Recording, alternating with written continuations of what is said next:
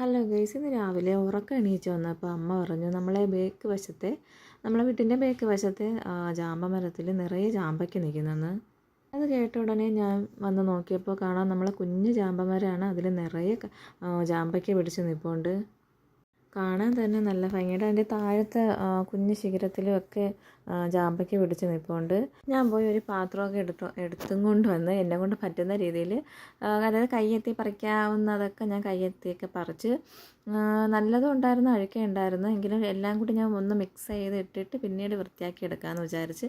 അപ്പോഴേക്കാണ് ഭയങ്കര ഒരു കാറ്റെന്ന് പറഞ്ഞാൽ നല്ല കാറ്റായിരുന്നു. അപ്പോൾ കുറേ ജാമ്പയ്ക്ക കാറ്റത്ത് താഴെ വന്ന് വീണ്.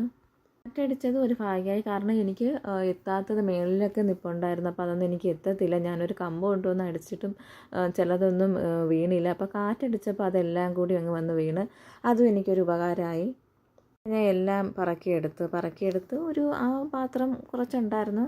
അതിനെല്ലാം കഴുകി വൃത്തിയാക്കി എടുത്തിട്ട് ഞാൻ മാറ്റി വെച്ചിരുന്നു. കാരണം രാവിലെ വെറും വയറ്റിൽ ഇത് കഴിക്കണം നല്ലതല്ല, കുട്ടികൾ കണ്ടാൽ അത് കഴിക്കും.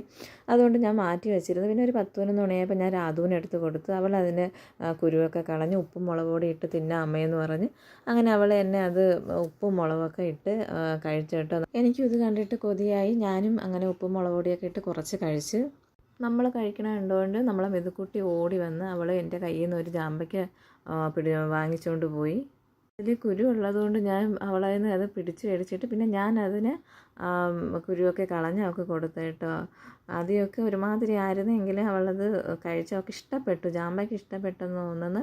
അവൾ 1-2 കഴിച്ച്. എനിക്കാണെങ്കിൽ ഇത് കണ്ടപ്പോൾ നമ്മൾ പഠിച്ചുകൊണ്ടിരുന്ന സമയമാണ് ഓർമ്മ വന്നത്. നമ്മൾ ഈ 9ലും 10ലൊക്കെ പഠിക്കുമ്പോൾ കൊച്ചുങ്ങൾ, നമ്മളെ ക്ലാസ്സിൽ പഠിക്കുന്ന കുട്ടികൾ കൊണ്ടുവരും ഇതുപോലെ നമ്മൾ ജാമ്പയ്ക്കയും പുളിഞ്ചിക്കയൊക്കെ ഉപ്പിലിട്ട് കഴിക്കുക. അതാണ് എനിക്ക് ഓർമ്മ വന്നത്. അപ്പോൾ ഇന്ന് ഇത്രയേ ഉള്ളൂ. Okay, tata, bye bye, see U.